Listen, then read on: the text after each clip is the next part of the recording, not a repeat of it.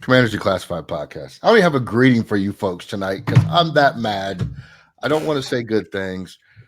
We lost to the Chicago Bears. The Chicago Bears. And now all I see on Twitter is Caleb Williams is the best quarterback from the 2024 draft class. I'm so sick and tired of the nonsense. I don't have anything to say. Eric, what do you think about the game? What are your thoughts on the game against the Bears? I got to be honest, not happy, but I'd be a lot less happy if I had been the one that picked 48-16 Commanders. Um, I believe I said 24-21, and it would have been 24-22 had they not committed that last fumble. So I'm feeling pretty good about my prediction. I had a bad feeling going into it. It's a Monday night home game historically, regardless of who the coach, who the owner, whatever. This team has not been good in Monday night home games. It's just a thing. And just too many mistakes. The fact that they were even in that game was remarkable because, with the turnovers, the Chicago got points off every turnovers. You missed a field goal at the end of the half. Make DeAndre Swift look like everybody thought DeAndre Swift was going to look when he came in the league. But he only looks like against us for some reason. Not a good game at all, but I might be the only one in this crew who doesn't think it's the end of the world, but it's certainly not a good thing at all. The rapture has happened. I mean, listen, we're still here. Caleb Williams wasn't even. Yeah, right. Caleb Williams wasn't even that good last night. That's what pisses me off so much about this is he was missing throws left and right. Had he been making good throws, this would have been a blowout. But at the same time, if we didn't turn the ball over, it would have been 41-16. It should have been 21-6 at halftime, and we've been on our way. What did we do? It was it was bad. I would agree with you. I thought, defensively, we've got a lot to discuss in that game, but defensively, I think the defensive front did a really good job with their rush discipline because the key to Caleb Williams is keep him on schedule. I thought the defensive line, for the most part, even though they didn't get great pressure all the time, they did a really good job of just making him stay in the pocket, which is not where he's at his best. But I completely agree with you. I don't think he was great last night, but he was certainly good enough. And DeAndre Swift was great last night, and that's really what matters. And more importantly, Jaden Daniels and Bill Krosky-Merritt were not great last night. And Jaden had his moments of greatness last night. And then there was just that inexcusable throw in the red zone or going into the red zone. I mean, it wasn't even close. He was late on the read. I think he saw the safety coming over the top and then got gun shy after he was about to let it go. Merritt, all right, we'll talk about him. I don't want to spill the whole show out there before we get started. Mike, how are you feeling about this game? I mean, am I doom and gloom and the season's over? No, it's still week 7. Still got 11 games left. It's not bad. I've seen people still ranking Washington in their top 10 in their power rankings, so it's not as bad as it seems. What pissed me off so much about yesterday, and I guess we'll talk about this more throughout the show, is that yesterday was the NFC Championship game junior. It was the same, I'm not going to curse, it was the same daggone game from the championship game where you have players making mistakes, turning the ball over, you have players missing tackles, you have players knocking each other over and down on running plays, causing long rushes. The only difference is, the only reason the game wasn't 55-23 is because the Bears suck. Right. They were doing all they could to have Washington the game last night, but Washington was like, "Nah, we're good. We're okay with being 500 entering the middle of October, heading to Dallas for a big game. We don't need the extra cushion and a tough NFC. We don't need any extra wins. Here, have this W on us." And everybody keeps saying it's the payback from the Hail Murray game. It's not payback for the Hail Murray game. We were dominating that game last year too and almost gave it away. Yeah. If anything, it's just a mirror to Washington telling them, hey, you're the same team as you were last year.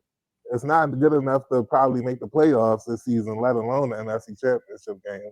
So that's why I'm so frustrated, because it just seemed like what we are, 9 months removed from the championship game almost. It just feels like it's the same team again.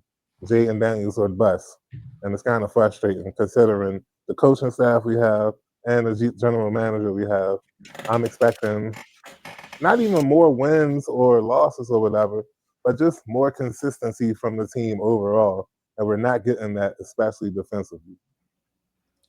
What happened to that team that played the Detroit Lions last year in the It's the divisional round? same team. It's the same team. They just got lucky. Well, not lucky, but Detroit kind of. Detroit's entire defense was injured for one thing. Yeah, and they gave the ball to Washington a couple of times themselves, including a pick six. So it's the same team. It's just that the defense was a little bit better that night. But we can't keep hinging on the fact of, either we're going to generate turnovers and be a productive defense, or we're going to give up a lot of points. I don't want that. I'd rather have a defense that can make a stop on 3rd and 16. Like 3rd and 16. Yeah. Like, what are we doing here, man? Yeah. So, and I think what you're saying is we need to become better down to down on defense rather than relying on a magic play to happen that somehow we get like. But I feel like in that Lions game in the playoffs, we were hitting on all cylinders defensively. It felt like. I mean, the Lions were an explosive offense. They were. You're not going to shut down the Lions, but we had pressure. We had picks. Louvu was all over the place. Think about one of those picks. 31 points in that game. So exactly, and one of those picks was a trick play that should have never happened when Williams threw the ball or Gibbs threw the ball or whoever threw the ball. It was like Williams. It should have never happened. So, that's what I'm saying.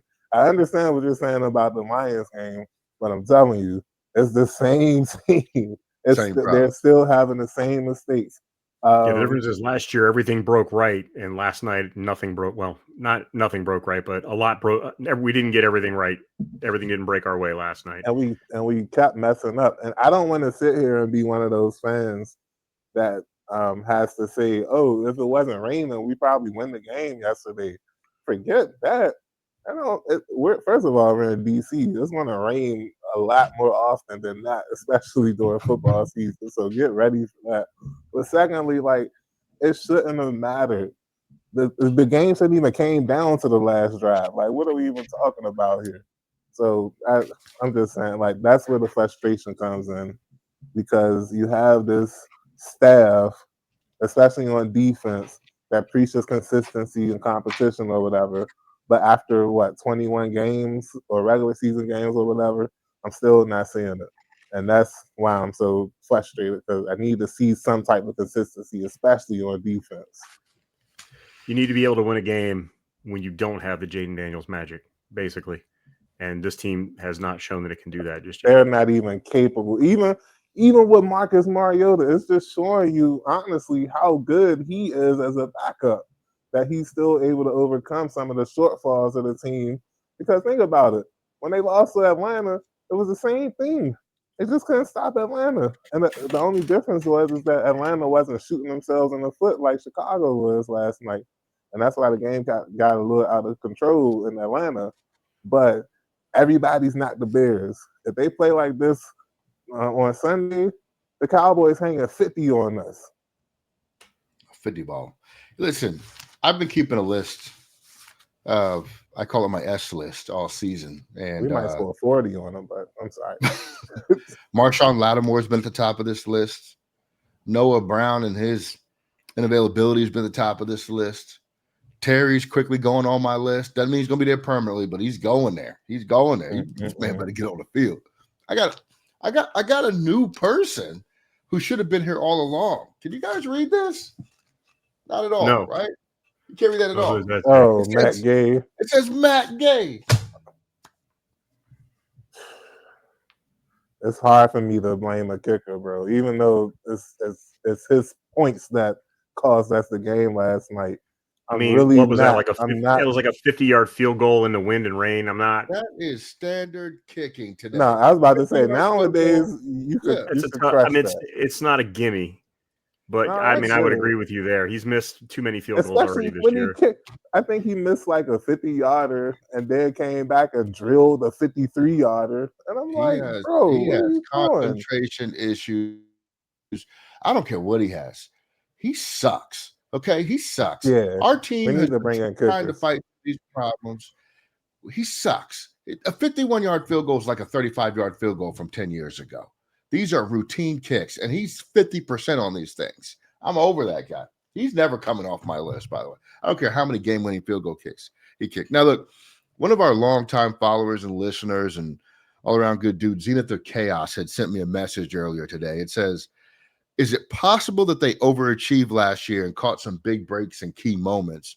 Maybe instead of looking at 2024 as a standard, you should consider it an outlier.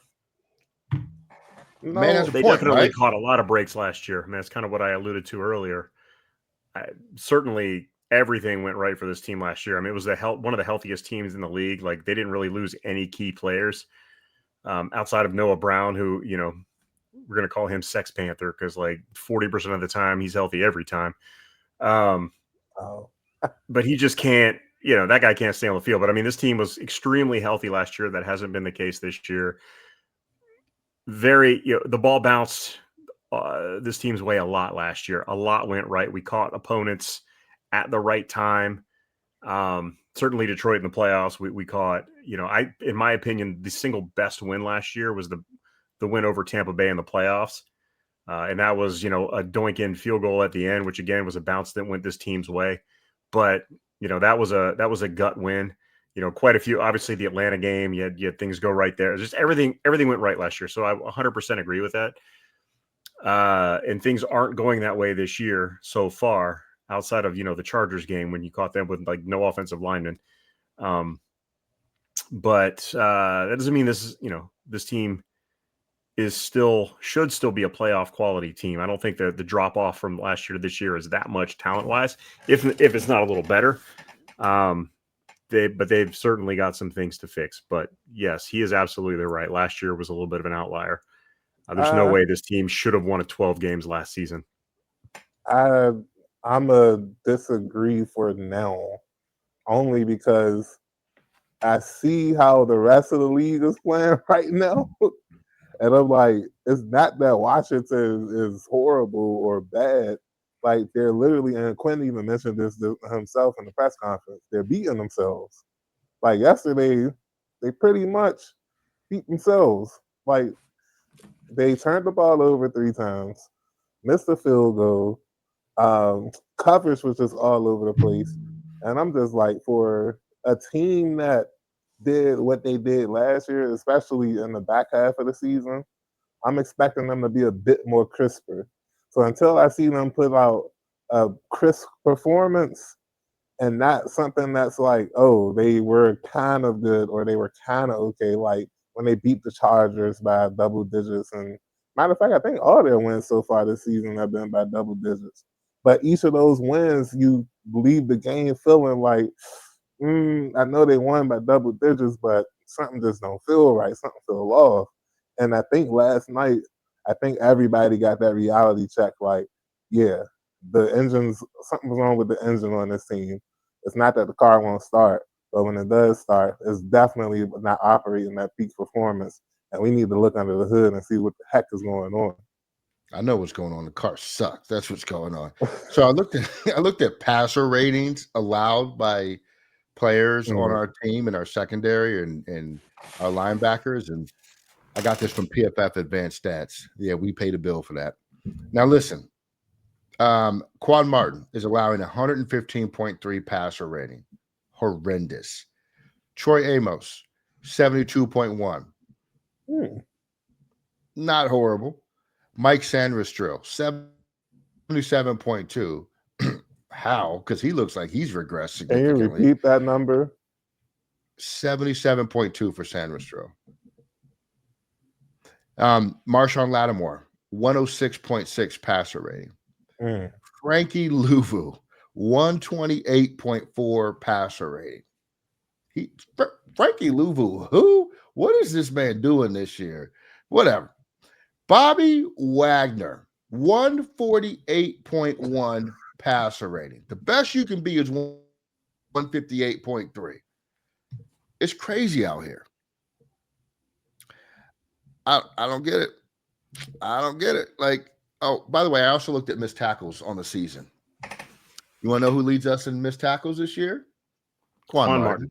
Yeah. Our safety. I was about to say, it kind of be Quan Martin. Or it's either Martin or Luvu. Both Luvu of them is tied. They're both tied. They both have 8 missed tackles this year. I was going to say, Luvu's missed a ton of tackles this year. Can we pause on Luvu for a second? Like, say it for a second.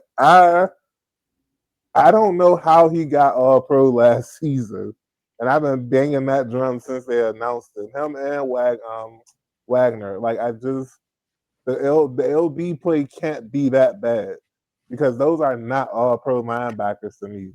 They don't look like they were playing better than Marcus Washington was in 05 when he actually was running. I say Marcus Washington was a beast back then. Right, but he never forget All Pro. I don't even know if he made the Pro Bowl that year. But so to be fair, that was a complete. He was in a league with London Fletcher and Brian Urlacher and Ray Lewis and those guys. It's a little different. Saying, like, we know good linebacker play, even with how trash it's been in the last 20 years or so. We know good linebacker play when we see it. And I just don't see it. I see the numbers. I see Wagner leading the league in tackles or whatever. But what happened in between the beginning of that play and that tackle really matters to me. Well, Wagner right now is basically a thumper. He's a run stuffer. He's still really good against the run. Now, why is he checking Orlando Zacchaeus on crossing routes? Mismatch. Maybe they thought it was a running down. I expect to see Jordan McGee to start to get a lot more reps as the season progresses. They're going to start maybe phasing Wagner out or making him like a 2-down linebacker, which he should be right now. In Luvu, I don't know what's going on with Luvu. I don't feel like he's rushing the passer as much as he did last year, and that could be part of it because he was getting after the quarterback last year. Was he really in coverage as much? He seems like he's dropping, but I feel like they're using him differently this year. Could be wrong, but he seems to me like a go get him type of linebacker, not a, guard this area of the field type of linebacker, which, you need to be a little bit of both. But Luvu seems to definitely be a guy that just like go get the ball. I don't know that they're using him that way this year. And I might be wrong because, again, I don't, pay that. I'm not that good at watching it. I don't have the all 22. But I feel like they're just not using him or he's not being utilized the same way that he was last year. He's lost in space. When you watch it on TV, why is he in space to begin with, man? That's what I don't understand. Like, just go get. Are they giving his play? Like, are they making Von Miller? They're giving that work to Von Miller now because Von Miller shouldn't be covering anybody. Everybody knows that. No, look. But like, are they using Von Miller in the role that Luvu was in last year? He played 384 coverage snaps last year. He's at 150 this year. His coverage grade last year was a 61.8. His coverage grade this year is a 38.4.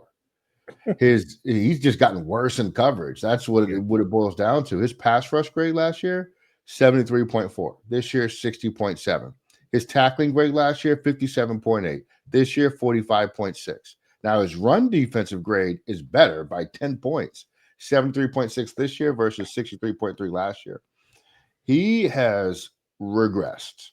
Last year, he had 8 sacks. So far this year, they're crediting him with 2, where are they at? I don't even remember. Blitzes earlier in the season.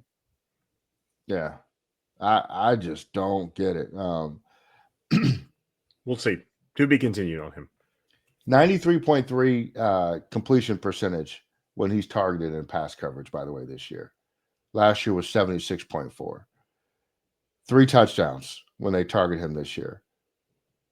Last year, 1 for the whole season. He is getting beat like a drum, dude. Oh, look, I got some other information for you. So he lined up on the D line 288 times last year. So far this year, 123. So it's about on average. So it's a similar range. 720 snaps in the box last year, 252. Lined up at free safety. No. It's not. Well, free safety once last year. He's done it once already this year. Slot corner 47 times last year. So far this year, 15. He's playing coverage less, Eric. which is crazy, but he's just getting cooked. Yeah, he's just not as good as he was last year. No. All right, I got nothing then. Insane. Anyway, all right. So just to finish off that list, Luvu had 8 missed tackles along with Quan Martin. Wagner has 1. Sam Mistral has 2. Jeremy Reeves has 7. That means something because he didn't start the season as a safety, bro. Like, he's been bad. Will Harris broke his leg. So, yeah. Guys like him, I can't get mad at Reeves not playing well at safety because Reeves is a special teams player. He's playing safety because nobody else can. Nope. In my opinion. Like, I don't think Reeves they don't keep him here to be a starting free safety. It's not his fault, but still, you got to make plays when they're there in front of you. They said in the training camp, and I don't care what they said. Of course, I'm they say don't holding them like accountable. Yeah. They said that he was going to play more in the regular season at safety. They said that during training camp before Harris was even injured. So they purposely planned to put this man out here, and he's been purposely getting cooked.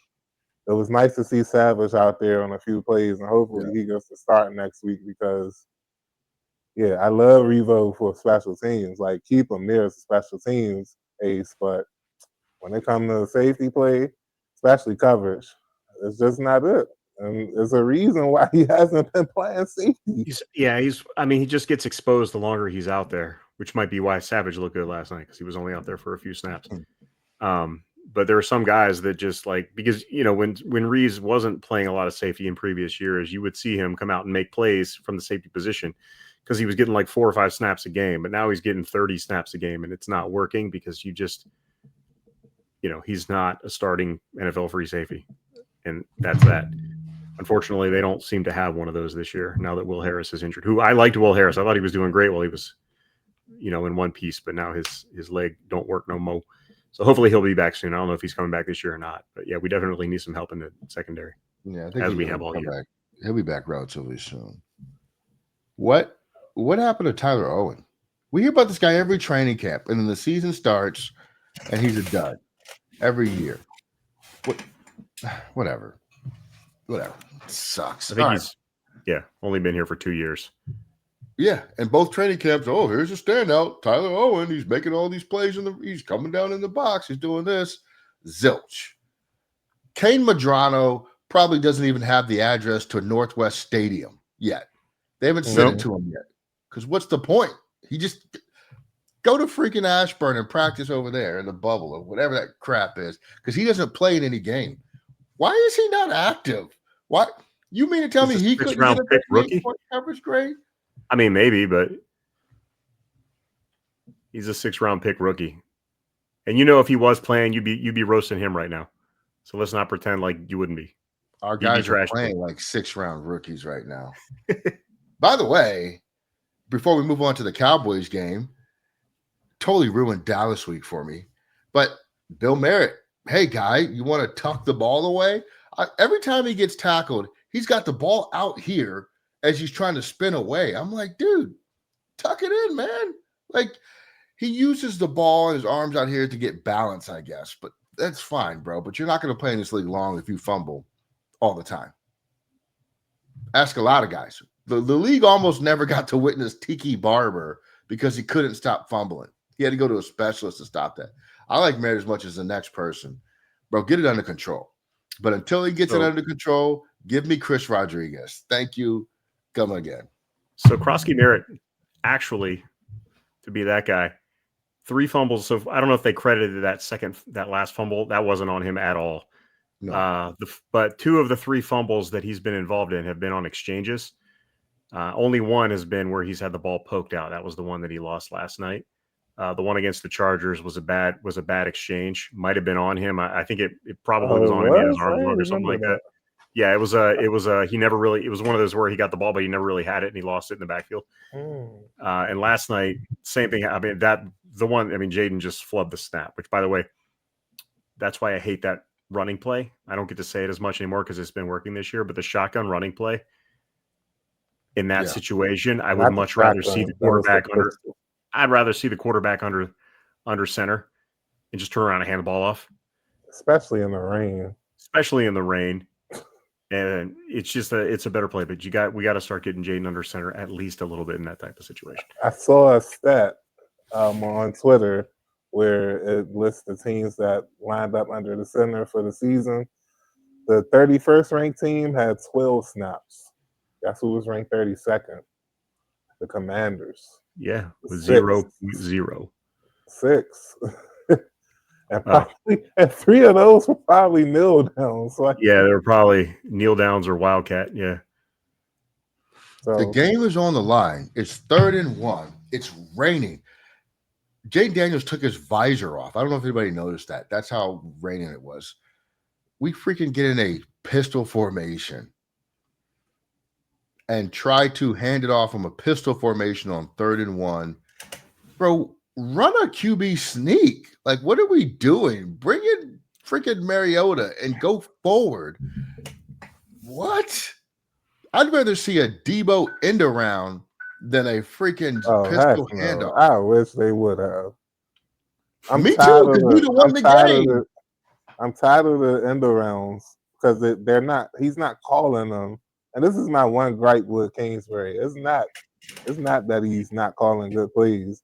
It's just that some of the plays he's calling, it feels like he calls them at the worst time, like when everybody knows it's coming. Yeah. Like every screen, it seemed like they ran, which weren't that many yesterday, but the screens that they did run just seemed like the player would step back, wait for the ball, and then the defense was like, "Oh, they're running the screen like we thought they would right now. Let's just go get them," and it just gets destroyed. Yeah. But well, and they. No, I'm sorry. Go ahead. No, I'm just saying they motioned Debo into the position to run the reverses, the end arounds, and the screens. It was so freaking obvious. Anytime Debo's in motion, the ball's going to him. He motions into the backfield. Oh, I wonder what they're going to do. Maybe a lead toss to Debo. Oh, he motions out wide. Guess what he's going to do? It's a screen. There's no creativity in how they're using him with those plays behind the line of scrimmage. But anyway, which is crazy. They ran a fire reverse yesterday, or maybe it was an end around at the end of the day, but it ended up being like a fake reverse, fake pitch with Wain ending up with the ball. That was an incredible play. Run more of that. Even if they ran that on 3rd and 1, that would have been better than. Well, I don't know. Daniels didn't catch the ball, so who knows what would have happened on that play. Well, and 2 things that you brought up, and then we'll move on to the Cowboys. Number 1, Luke McCaffrey. 1 catch, 33 yards, touchdown. Why does Luke McCaffrey have 1 catch? Why does he have 1 catch in this game? I believe he had 2 catches. He had another catch, too, somewhere. He had another catch. No, man. It was 1 catch. 1 catch. No, he caught one after the touchdown. I'm going to look it up. 2 catches. It was like 2. I mean, it was like an 8-yard catch. But... While you're looking it up, like he has to find a way to get on the field more, because even yesterday with 2 receivers out, Debo lined up, he still got outpaced by Chris Moore. I remember a couple of weeks ago, I said, "Don't let that man outpace you," and that's exactly what happened last night, and it's ridiculous. I don't think 1 catch, Eric. I don't 1 think catch, 33 yards. 1 touchdown. His other one must have got called back. I know there was a second catch. I still don't think he's there as a route runner yet. His 3 touchdowns this year have all come on somewhat busted coverages. True. I don't think he's much of a separator yet, but he's like a crazy good athlete. So I like him being out there, and I think he's already. I mean, I can see that he's improved. He's already improved a ton since last year. Super raw last year. He's much better than he was. I think he's going to continue to improve, but he's not going to. I don't know that he's ever going to be a superstar, but he's going to be good for a big player too. Every week, he's somebody they got to account for. I just don't think he's there yet as a route runner, which is why he got less snaps than Chris Moore. Wide receiver 1, Chris Moore, by the way. Drops every ball that comes to him besides that 1 touchdown, Chris Moore. Meanwhile, and then Jalen Lane, he had nowhere to be seen. I digress. Nowhere. But I do want to say that, like, Jalen Lane, as a receiver, I think played an excellent game for the opportunities he was given. Again, not many, but the double move was fantastic. The catch was there with that safety bearing down over the top. Awesome job. You mentioned that trick play that they ran with him, or the gadget play, I will say, that they ran with him. Effective. Jalen Lane looks like he's got some potential. How much potential? I don't know, because they don't use anybody but Chris Moore. Whatever. It sucks. All right, moving on to the Cowboys game. So Commanders-Cowboys. The Dallas Cowboys have been a good offensive team this year. I should say relatively great offensive team this year. They run the football effectively, and they throw the football effectively. They are coming off of a loss to the Carolina Panthers because Rico Dowdle, for some reason, turned into freaking Barry Sanders. I don't know why or how, but the Cowboys defense sucks. Now, granted, we said the same thing about the Bears, but the Cowboys defense really sucks. Dak Prescott had 3 touchdowns against the Panthers. Javonte Williams did not have a great game. Hey, that guy, what was his name? Jaden Blue that we liked, had 3 carries for no yards. George Pickens went absolutely bananas against the Panthers. 9 catches, 168 yards, and 1 touchdown. They also have a tight end in Ferguson. He's effective. Man, let me tell you something. Dak Prescott is being protected, and he's getting the ball out. And guess what? There's rumors that CeeDee Lamb is also coming back this week. This is our worst nightmare. And from my perspective, and I want to get your sense on it, Mike, this is a terrible matchup for us, considering what our limitations are defensively. What are your thoughts on this matchup against this Cowboys offense, Mike? I mean, you been listening to me this entire show? The defense it's not even shaky at this point. It's bad. It's horrible. Schematically, talent-wise, even luck-wise. Like on whatever gauge you can gauge the defense on, it's bad right now. And CD coming back, that, like you said, that's a nightmare because Pickens is on the heater right now. You add a top 3 receiver to that, and all of a sudden, it could be scary hours for sure. I wasn't joking earlier when I said Dallas could easily hang 50 up on us. The Bears probably could have did it last night if they weren't making mistakes. You bring in that same type of effort against Dallas and you're getting cooked. And like you said, honestly, the thing that's scaring me the most is Ferguson. The last couple of weeks, the teams that we played just hasn't used the tight end as much as they probably could have. If Dallas will use the tight end, I have Ferguson on most of my fantasy teams. I picked them for a reason. Like, they will throw it to him. And it's just, Ellie just went through all the notes with the coverage grades so far for our linebackers. It's not good. Like I said, 50 is definitely on the board for Sunday for sure. Man, it's crazy. Look at this. Dak Prescott, 13 touchdowns, 3 interceptions this year. Been sacked 7 times, 1,600 yards passing already. 71.6% completion. I mean, he's getting it done. Javonte Williams, the running back who used to be with Denver, 5 rushing touchdowns already, 476 yards, averaging about 80 yards a game. Then you go to the receivers. Pickens has 525 yards already, 6 touchdowns receiving already. Who are you putting on Pickens? Amos? Okay, boom. CeeDee Lamb's back. What are you going to do? I don't know. Eric, this defense, though, for the Cowboys is not particularly great. They don't rush the passer well, and they are not generating an immense amount of turnovers, though they do have a couple of interceptions. Can Jaden and this offense be successful against this Cowboys defense? On paper, yeah. I mean, it's a carbon copy almost of Chicago last week, though, because they don't stop the run well, and they give up plays in the passing game. They've got play-making corners, but the corners struggle with consistency. They give up big plays. They make big plays. It's like a boomer bust. Both of them with Bland and Diggs are both like boomer bust corners. They're either going to make a big play or they're going to give up a big play, but there's really not much in between. So the plays are going to be there to be had for sure. This defense on paper is not good. However, it would not at all surprise me to see Washington's offense go in there and struggle against them like they did against the Bears, because this may be a situation of just playing down to the opponent, because again, the Chargers had a really strong defense and we shredded them.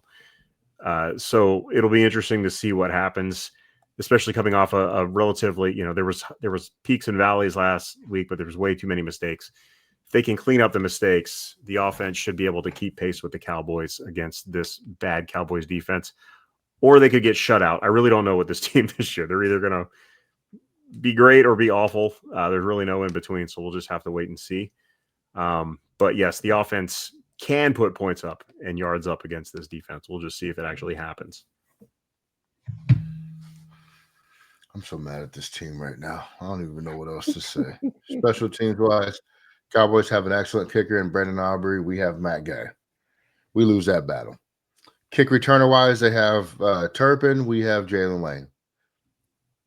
We lose that battle. Lane's good, but he's no Turpin yet. He's showing potential. Yeah, you guys agree with that? To us last season. Right. Special teams, Cowboys take it. I'm sorry. That's what it is. Defensively, it's a wash. Both defenses are horrible and can't stop anybody. Offensively, Cowboys have the weapons. You have to give them the advantage. Cowboys have their weapons. We don't.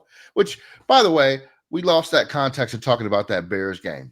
Jaden Daniels was throwing to nobodies. No offense, but these guys were absolute nobodies. We don't have our top series of weapons. I get that, but Dallas does, and we can't change that. So offensively, give it to the Cowboys. Mike, give me your score prediction. What do you think happens here? Where are we ended up with this? Well, I'm kind of forced to stick to my 24-20 prediction. I did it to myself. In the first quarter? I did it to myself. But I'll paint a picture where it could be 24-20. It's a division game. It's an October division game. You never know what's going to happen. And I just everything is telling me not to pick us this week because of how we played last night.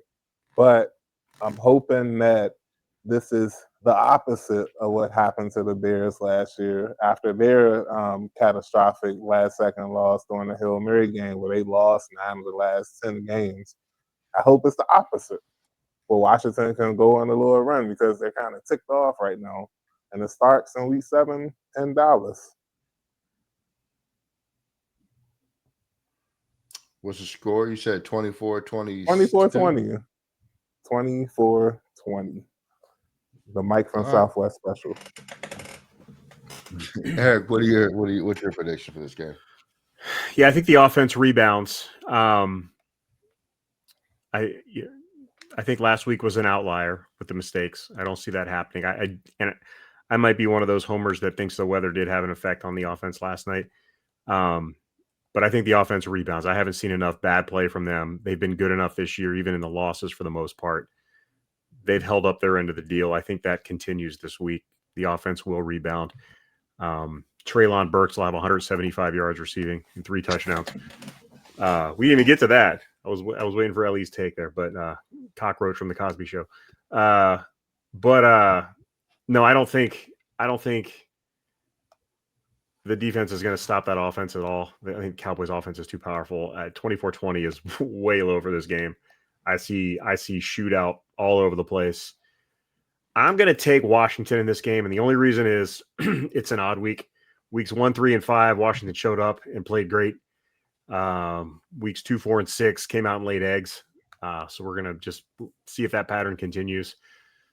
I will go 41-38 Washington because this is going to be I just think there's going to be a crap ton of points in this game. Or it's either that or it's going to be like 38-3 Dallas. But I'll go 41-38. 41-38 Commanders this week with very low confidence. Treylon Burks, you had to bring him up. All right, so look. Treylon Burks, hey, great idea. This is going to solve all of our problems. Listen, this man has 600 yards receiving. He's been in the league the same length of time as Chris Olave. Okay, he has 600 yards receiving.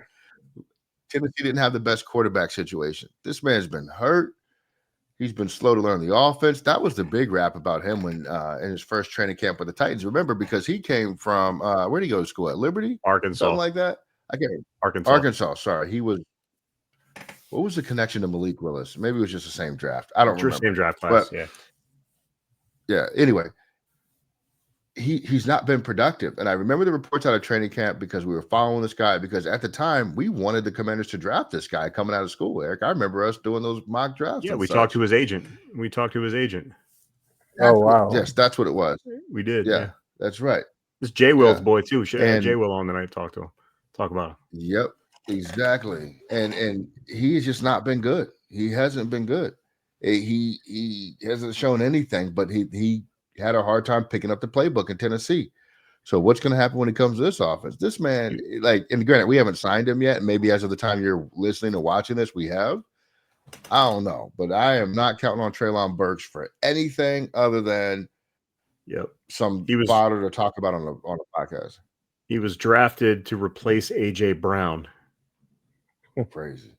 And so far, he's been Noah Brown in his career. So we'll see. Just saying, if he's either been mediocre or injured his entire career, but again, he had Will Levis throwing to him at the same time. Exactly. So maybe, exactly. Will Levis with Brian Callahan running the offense. Yeah, that is true. Come on, they were running a high school offense, so we can forgive him for that. But the injuries, he's missed 24 games out of a possible 51. If you could have any health, pretty bad. Stealing paychecks. Any health to get him good. Just injured. We've already got Noah Brown. We don't need great value Noah Brown. Yeah. Release him at this point. Like, why is he? He's like Lidl Noah Brown too. Like, not even great value. He's like Lidl. Just don't even have brand labels. All right. Lidl my prediction. Sponsoring this pod. Lidl, we love you. Go get your Oots chips. They're not even Uts. They're Oots with the umlaut. All right. Anyway, sorry. So my prediction for this game against the Cowboys. Look, we saw what this team looks like against Chicago. This team ain't hungry. They don't want it yet. That's part of the problem, too. They're still feeling themselves from last year, okay? Cowboys, 48. Commanders, 21. That's what it's going to be. That's my prediction. And I hate saying that because I hate the Cowboys. I'm one of those old school, still hate the Cowboys kind of fans. This Dallas week, it should be a big deal. If we were 4-2 coming off last year in Dallas week, this would be a party. There is nothing that makes me happier that we got 30 minutes into this pod before we even mentioned the Cowboys. That's how it should be. Nothing special about the Dallas Cowboys. We need to stop pretending it is. The only thing special about them is their inflated self-worth, which we feed every time we make a big deal out of playing them. So couldn't care less about the Cowboys. Let's go back and talk about the Bears again. That's a real rivalry. Forget the Cowboys. Who cares? Goodness. Don't get me started. This team has no identity. We need a players-only meeting that somebody shows up late to. I know we need something. This needs to get better. We're not there yet. 2 wins over the next 2 weeks over the 2 other C teams in the NFL will get us back on track. Oh, I guess the Cardinals. I forgot about them, but still, yeah. And the Colts. Don't be so down. I'm down. I'm down. I'm in the dungeon. And it's not good, man. Cowboys got freaking George Pickens playing like Lynn Swan, and then they got CeeDee Lamb coming back, and we got freaking Marshawn Lattimore and Quan Martin. Can you imagine Quan Martin trying to cover over the top with George Pickens and CeeDee Lamb both on the field at the same time? Holy I mean, that hasn't been his problem, unfortunately. His problem has been like the basics. Like he covered DJ Moore rather well on a deep pass last night. It's the basics, and that's the frustrating part out. And this was my last thought. I need them to be more sound. I need them to be more in control. And I think if they can do that, that would make them more consistent. And we wouldn't fear teams like the Bears and the Cowboys and the Giants or whatever if they can settle their floor. Because that's what it just seems like their floor and ceiling is just going up and down right now. If they can find a way to settle their floor, I think they'll be more likely to reach their ceiling. just looking at the schedule coming up, because you got me thinking about it. If they don't win this week, they're staring at 3-7. Because you've got the Chiefs, you're at Kansas City, then you're home against Seattle, who Seattle is a way better road team now than home team for some reason, and then the Lions after that. So you're going into the Dolphins game on the 16th of November at 3-7 if you don't come out with a win in this one. So this is a big game, and that's why you couldn't lose the game last night. It mattered. It really did. And you're 1-3 against the NFC right now. Mm-hmm. That's another problem. These are the teams you're going to be competing with if you have playoff aspirations. If they don't win this week, I think the playoffs are a severe long shot at that point. Agreed. Listen, we don't want to give it to you this way. We want to be happy and talk about the Commanders going in and pounding people down. They keep giving games away. Can't keep happening. We got to play better. Got to be better. Commanders declassified. We're out of here. We'll catch you after the Cowboys games, hopefully with better news and higher spirits. We are gone. Peace.